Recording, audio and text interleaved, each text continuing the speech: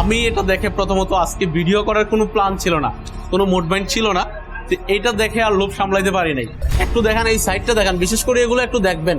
এই যে সাইডে যে ঝালাই টালাই আছে, এগুলো কতটুকু আপনার ফিনিশিং করতে পারলো।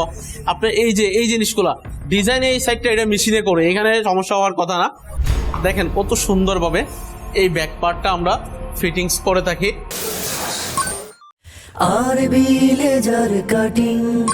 স্বাগতম জানাচ্ছি আমাদের আরো একটা চমৎকার ভিডিওতে।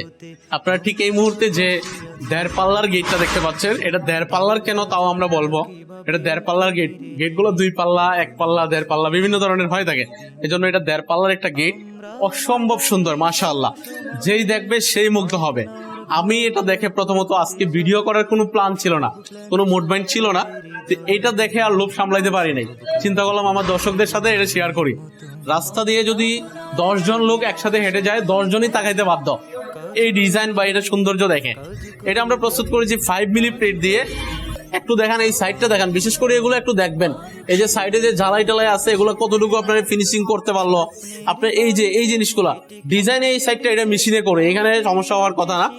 সাইডে বিশেষ করে আপনি কাজের কোয়ালিটিটা খুঁজবেন, যে সাইডগুলো কেমন ফিনিশিং হচ্ছে, এটা দেখতে বিশ্রী লাগতেছে কিনা, সেই বিষয়গুলো আপনারা লক্ষ্য করবেন। যে এদের দেখেন এখানে ওয়েল্ডিং করা হয়েছে, কিন্তু ওয়েল্ডিং এবং এই যে বক্স প্লেট বার সবকিছু একদম লেভেল দেখেন। কালার করার পরে এখানে সুন্দর একটা ঢেউ চলে আসছে, এটা দেখতে আরো ভালো লাগতেছে। এখানে ওয়েল্ডিং বোঝা যাচ্ছে দূর থেকে, কিন্তু এটার ফিনিশিংটা অনেক সুন্দর।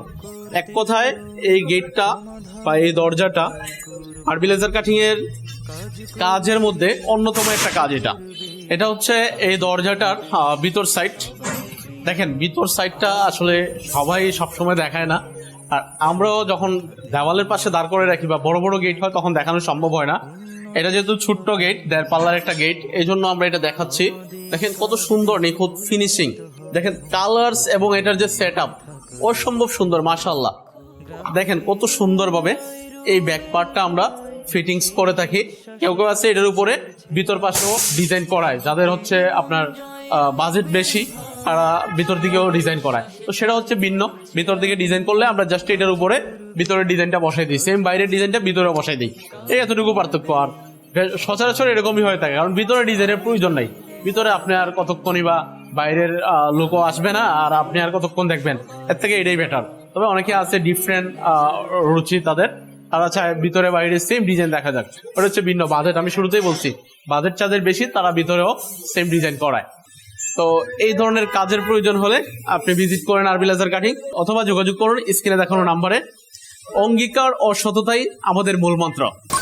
আরবি লেজার কাটিং।